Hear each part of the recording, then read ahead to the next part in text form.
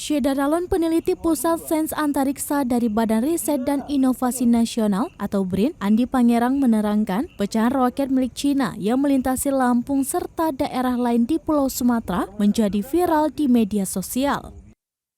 Selain di Indonesia, pecahan roket Cina ini juga terlihat di beberapa wilayah lain seperti Kuching, Sarawak, Malaysia.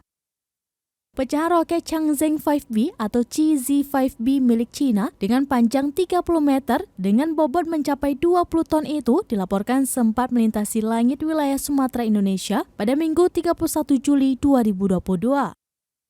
Warganet Indonesia mulanya mengira pecahan roket Cina yang termasuk sampah antariksa atau space debris ini merupakan meteor. Andi menyampaikan pecahan roket jatuh sekitar hari Sabtu 30 Juli 2022 pada pukul 23.50 waktu Indonesia bagian Barat.